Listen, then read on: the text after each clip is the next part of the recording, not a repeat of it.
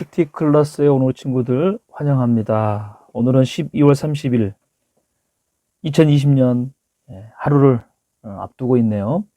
마지막 하루를 앞두고 있네요. 자, 그래서인지 오늘 본문 말씀이 조금 더 깊게 다가옵니다. 제목 한번 읽어볼까요? 재림을 기다리는 마지막 날 2020. 베드로 후서 미안해요. 베드로 후서 3장 1절에서 9절 말씀입니다. 여러분 많이 들어보셨을 동화 이야기 하나 하려고 해요.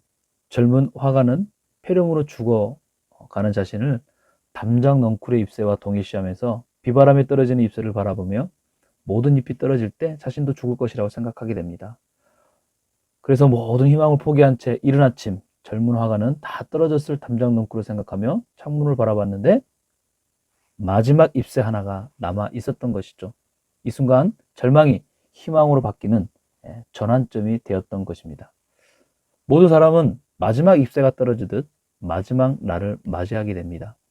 개인적인 경우에는요, 죽음을, 역사적인 경우에는 종말을 말하는데 성경에서는 이를 예수님의 재림의 날이라고 해요. 그러므로 예수님을 믿는 우리에게는요, 이 마지막 날은 절망이 아닌 희망으로 바뀌는 전환점이 되는 날이라고 하는 거예요. 보통 우리는 마지막 날, 종말 이렇게 말할 때 우리는 두려움을 생각하고 또 무서워하죠. 염려하죠. 걱정하죠. 근데 그럴 필요가 없다는 거예요. 예수님의 다시 오심을 어떻게? 기쁨으로 준비하고 기다리자는 것이죠. 그래서 오늘 본문은요, 이 사실에 대해서 베드로 사도를 통해 어쩌면 우리에게 보다 더 자세히 말씀해 주고 있는 것입니다. 조금 더 이 재림의 날에 대해서 설명하면 예수님께서 십자가에 죽으시고 3일 만에 부활하셨다가 하늘로 승천하신 후부터 예수님의 12 제자들을 비롯한 많은 사람들은 다시 오실 주님을 기다리며 신앙생활을 하기 시작합니다. 이게 초대교회의 시작이라고 해요. 그래서 이들을 통해서 바로 초대교회가 생겨나게 된 것입니다. 예수를 믿는다는 이유로 그래서 그때부터 같은 동족인 유대인들에게 비방과 핍박을 받기도 해요. 심지어는 순교도 당하죠. 그 대표적인 사람이 스데반 집사님이죠. 그렇게 그 신앙을 지켜가요. 또 자신의 소유인 재산도 가난한 사람과 나누기도 하고 오로지 다시 오실 주님을 위해 열심을 내서 그들은 살아갑니다. 그런데 1년이 지나고 10년이 지나도 다시 오신다는 그 예수님은 오시지 않는 거예요. 그러면 그럴수록 극심한 고난과 핍박은 더 가해지고 그럴 때마다 점점 주님을 다시 만날 희망이 사라져만 갑니다. 심지어 마지막 때를 조롱하는 사람도 나타나게 되는데 이게 오늘 본문 4절에 그 내용이 있어요. 자, 한번 읽어볼까요? 말하기를 그가 재림하신다는 약속이 어디 있느냐? 조상들이 잠든 이래로 만물이 처음 창조될 때와 똑같이 이렇게 그대로 있다라고 말하는 것입니다. 다시 오실 주님에 대한 재림의 희망적인 약속을 완전히 뭉개버리는 표현이에요. 한마디로 세상은 변함이 없다. 마지막 날은 오지 않는다. 그러므로 예수님은 다시 오시지 않는다. 이런 부정적인 소리를 한 거예요. 만일 그들이 말한 것과 같다면 그들의 신앙은 얼마나 실패일까요? 오늘날 우리에게도 마찬가지예요. 우리의 신앙은 실패고 거짓이고 망상이 되고 말 거라는 거예요. 그런데 여러분 분명히 아세요? 예수님은 분명 어때요? 다시 오십니다. 그렇다면 왜 늦어질까? 무려 2000년 전에도 오시지 않았던 그 예수님은 지금도 오시지 않았어요. 왜 늦어지는 이유가 무엇일까? 그래서 오늘 8절과 9절 말씀을 통해 우리 가운데 말씀하십니다. 혹시 재림에 대한 이런 궁금증이 있었던 친구도 있다면 우리의 신앙을 다잡는 그런 마음으로 우리 8절과 9절 함께 읽어봤으면 좋겠어요. 그러나 사랑하는 사람들이여 이 한 가지를 잊지 마십시오. 죽게는 하루가 1000년 같고 1000년이 하루 같습니다. 9절 약속하신 주께서는 어떤 사람들이 더디다고 생각하는 것처럼 더딘 분이 아닙니다. 이제 이유가 나오죠. 오히려 여러분을 위해 아무도 멸망하지 않고 모두 회개에 이르기를 바라십니다. 다시 오실 주님도 계시지만 그러나 우리가 구원받기를 기다리시는 그 하나님의 마음도 있다라는 거예요. 이것을 우리가 알아야 한다는 것입니다.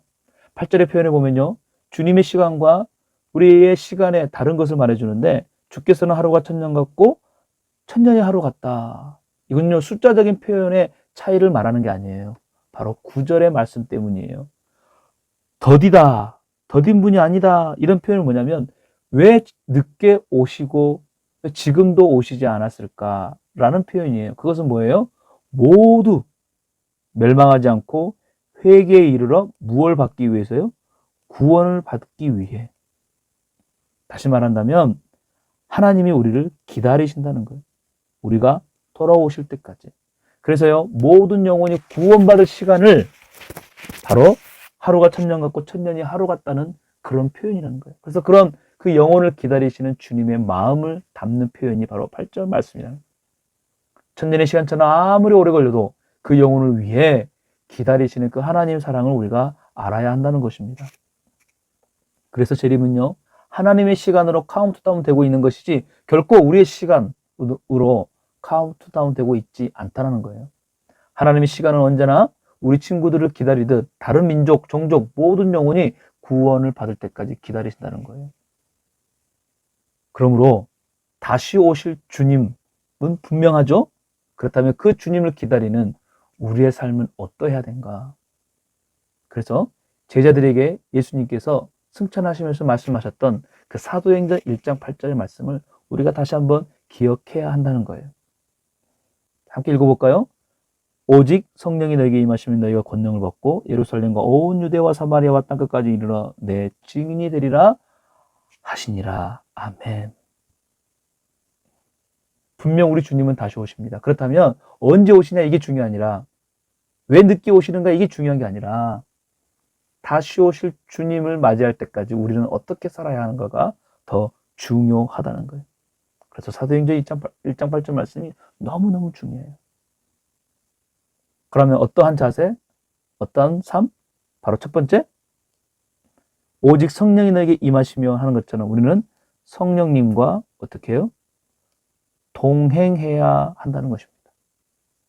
늘 성령 충만을 위해 기도하고 성령이 주시는 생각들, 성령이 주시는 지혜를 가지고 우리는 그렇게 살아가야 한다는 거예요. 그리고 두 번째, 모든 영혼이 주께 돌아오도록 기다리시는 그 하나님 아버지 마음처럼 모든 영혼에게 우리가 예수님을 전하는 증인의 삶, 그래서 복음을 전하는 삶을 우리가 살아가야 한다는 거예요.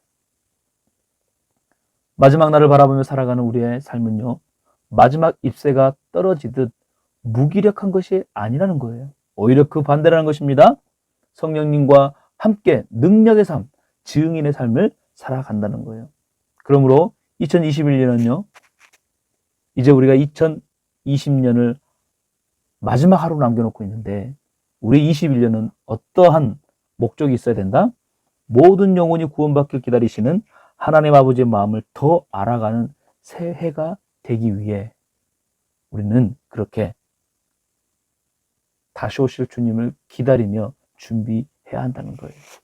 우리 모든 부초 친구들이 그 주님을 기다릴 때 성령의 충만함과 복음을 전하는 그러한 삶을 살아가는 우리 친구들 되길 다시 한번 축복합니다. 기도하겠습니다. 하나님, 우리 주님은 분명히 다시 오실진데 우리가 어떻게 살아가야 할지 다시 한번 오늘 말씀을 통해서 우리 가운데 깨닫게 해주시니 감사합니다. 성령님과 동행하는 우리 부초 친구들의 삶이 되게 하시고 모든 영혼에게 예수님을 전하는 그러한 증인의 삶을 살아가게 하옵소서. 특별히 2021년은 더 하나님 아버지의 마음을 알아가는 우리 친구들 되게 하옵소서. 예수님의 이름으로 기도합니다. 아멘. 자, 우리 다음 주에 다시 만날 텐데 기대하십시다. 바로 1월 첫째 주, 벌써 2021년의 첫 번째 큐티 클래스가 시작됩니다. 다음 주를 기대하면서 우리 안녕, 또 만나요.